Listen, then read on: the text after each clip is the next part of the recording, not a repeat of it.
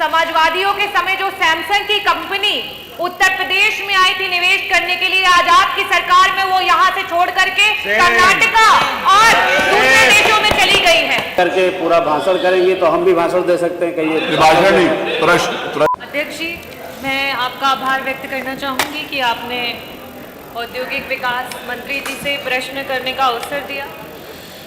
पिछली बार भी मंत्री जी प्रश्न थे आपके विभाग के, पर हम लोगों को बैठ जाओ। इस सदन को आपकी कमी खली।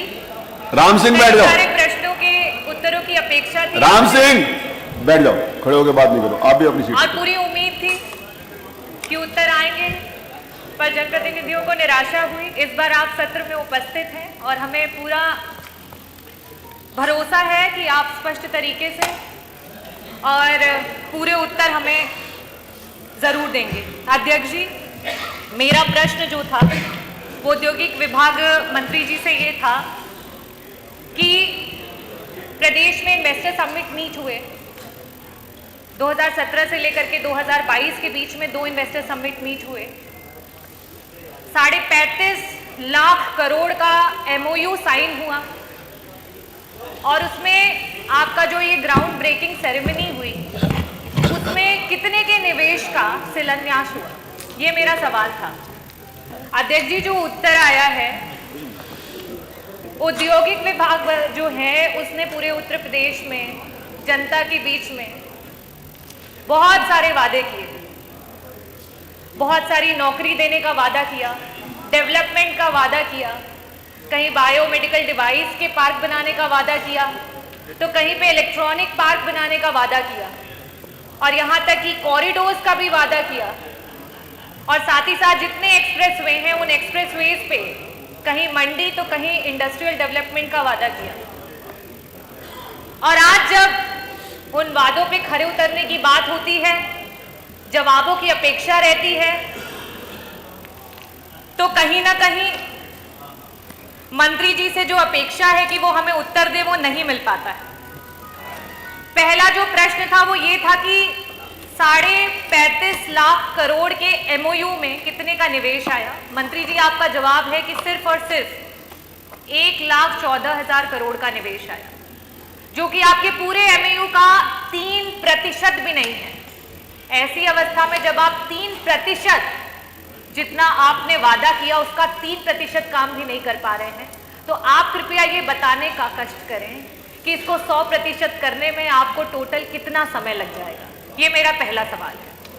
मंत्री जी, दूसरा सवाल ये है कि सरकार कहीं ना कहीं इंडस्ट्रियल डिपार्टमेंट पे मेहरबान रही कि सरकार ने जितनी भी उसकी अनुपयोगी जमीन थी, भूमि थी, उसे उपयोगी बनाने के लिए इंडस्ट्री विभाग को दे दी। मैं इंडस्ट्री विभाग के मंत्री जी से ये पूछना चाहूंगी कि आपने उस कितनी भूमि है जिनको उपयोगी बना दिया, जहां पे इंडस्ट्रीज बना दी। क्योंकि आज आए दिन हम अखबारों में पढ़ रहे हैं कि हमारे किसानों के पास ना तो बिजली है, न पानी है और न सड़क है। ऐसी स्थिति में आप इन इंडस्ट्रीज को, जिनको आपने भूमि तो दे दी, ना आप उन्हें बिजली दे पा रहे, ना पानी दे पा रहे, ना सड़क दे पा रहे। समाजवादियों के समय जो सैमसंग की कंपनी उत्तर प्रदेश में आई थी निवेश करने के लिए, आज आपकी सरकार में वो यहां से छोड़ करके कर्नाटका और दूसरे देशों में चली गई है। मैं आपसे जवाब चाहती हूं कि आज जो कंपनियां निवेश करने आ रही हैं वो उत्तर प्रदेश को छोड़ करके क्यों भाग रही हैं। मैं आपसे ये जवाब नहीं चाहती हूं कि आपने किन नई कंपनियों को यहाँ पे लाए। मुझे सिर्फ ये उत्तर दे दीजिए कि आपके शासनकाल में जब से ये इन्वेस्टर समिट मीट हुआ है, कितनी कंपनियां हैं जो बंद हो गई और कितनी कंपनियां हैं जो उत्तर प्रदेश में पहले निवेश करना चाहती थी और आज छोड़ करके चली गई हैं। और अध्यक्ष जी, मैं सिर्फ ये पूछना चाहती हूँ कि उत्तर प्रदेश, हमारे मुख्यमंत्री जी दावा करते हैं 1 ट्रिलियन इकोनॉमी का, और आपका विभाग उसमें अगर पूर्णतः सहयोग करेगा तभी ये पॉसिबल है। तो क्या आप बताने का कष्ट करेंगे कि आज इन परिस्थितियों में उत्तर प्रदेश का इंडस्ट्रियल ग्रोथ रेट क्या है, और जिस ग्रोथ रेट से आप चल रहे हैं, कितने दशकों में आप उत्तर प्रदेश को 1 ट्रिलियन इकोनॉमी बना पाएंगे? कृपया करके बस इसका स्पष्ट मैं चाहूंगी, अनुरोध करूंगी कि आप बस इन्हीं सवालों का उत्तर दें। माननीय मंत्री जी। माननीय अध्यक्ष जी, पहले तो माननीय सदस्य ने जो प्रश्न किया है, क्या औद्योगिक विकास मंत्री बताने की कृपा करेंगे कि प्रदेश में ग्राउंड ब्रेकिंग सेरेमनी 4 में, अब आप भाषण दे करके पूरा भाषण करेंगे तो हम भी भाषण दे सकते हैं, कहिए। भाषण नहीं, प्रश्न का उत्तर दीजिए। ग्राउंड ब्रेकिंग सेरेमनी 4 में कितनी इंडस्ट्री में कितनी धनराशि के कार्य प्रारंभ हो गए हैं, तो आपने कार्य प्रारंभ हो गए हैं पूछा है, तथा इसमें कौन कौन से सेक्टर में कितनी कितनी धनराशि का निवेश हुआ है। क्या सरकार यह बताएगी कि उक्त इंडस्ट्री में प्रोडक्शन की क्या समय सीमा निर्धारित? सुन तो लीजिए जवाब आ जाने दीजिए डॉक्टर रागिनी, जवाब आ जाने दीजिए, फिर उसके ऊपर प्रश्न करिए ना। बिना जवाब के प्रश्न कैसे कर रही हैं आप? बोलिए माननीय मंत्री जी। सरकार द्वारा अरे ग्राउंड ब्रेकिंग सेरेमनी 4 का आयोजन माह फरवरी 2024 में आयोजित किया गया। माननीय अध्यक्ष जी, उसमें 14,701 परियोजनाओं में 10,81,000 करोड़ रुपए के निवेश धरातल पर उतारने की कार्रवाई की गई, जिसमें 34 लाख से अधिक लोगों को रोजगार प्राप्त होगा। माननीय अध्यक्ष जी, 2024 में जो माननीय सदस्य ने पूछा है कि कुल कितने में प्रोडक्शन शुरू हो गया, तो 1,14,345 लाख करोड़ का निवेश हुआ है। सेक्टर वार निवेश का जो विवरण है, एग्री में 483 प्रोजेक्ट 5,895 करोड़, एनर्जी में 7। ये वो लिखा हुआ जो लिखा नहीं है उसके अलावा बताओ ना, ये तो उत्तर में है सर। ये वाली बात तो उत्तर में है, कितना कितना हुआ उसके जो अनुपूरक है उसका जवाब। ये जो आपने पहले लिख के दे चुके हैं उसको रिपीट करने की जरूरत नहीं। ये तो आप जो लिख के आप उत्तर दे चुके माननीय मंत्री जी, उसको रिपीट करने की जरूरत नहीं है, अनुपूरक का उत्तर है।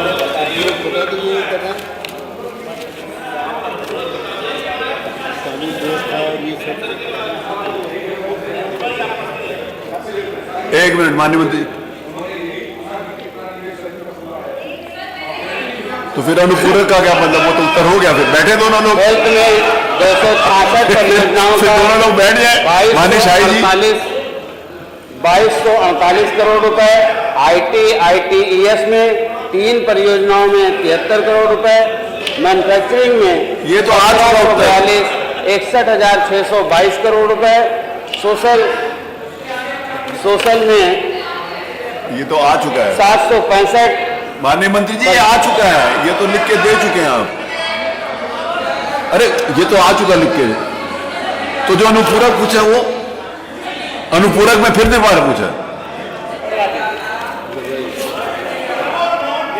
माननीय अध्यक्ष जी, चलिए सुनिए। देश के यशस्वी प्रधानमंत्री सुनिए परम आदरणीय श्री नरेंद्र मोदी जी के मार्गदर्शन में एवं उत्तर प्रदेश के कर्मयोगी मुख्यमंत्री परम आदरणीय श्री योगी आदित्यनाथ जी के कुशल नेतृत्व में हमारी सरकार द्वारा 2017 से ही निरंतर अथक प्रयासों का ही परिणाम है कि उत्तर प्रदेश प्रमुख मैन्युफैक्चरिंग केंद्र के रूप में आकर्षक निवेश गंतव्य के रूप में विकसित हुआ है, और आज उत्तर प्रदेश की पहचान भारत के ग्रोथ इंजन के रूप में हो रही है।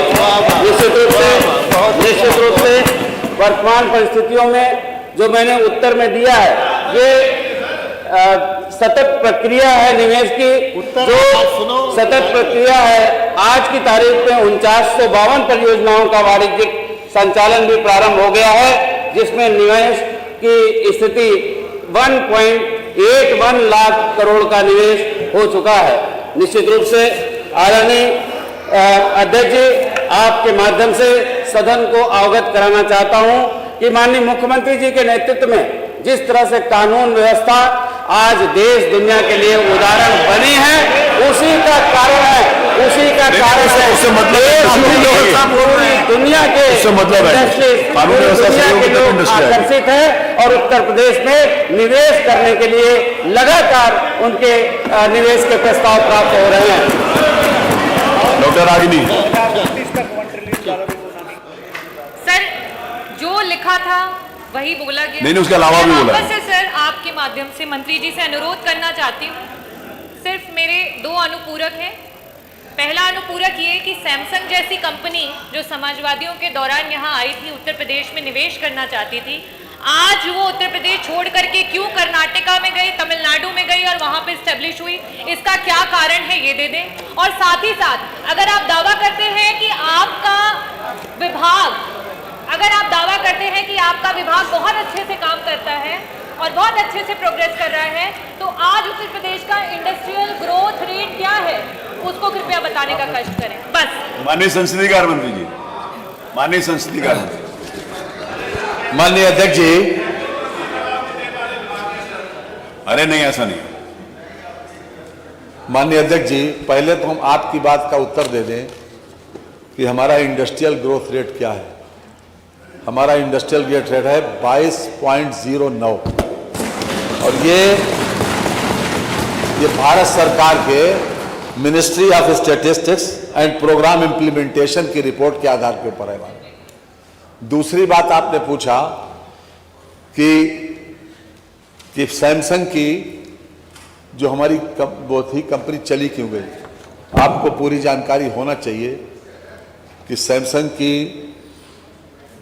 जो इंडस्ट्री लगाता है उसका पहले अपने कंपनी के डायरेक्टर्स के बीच में एक रिजोल्यूशन पास करता है।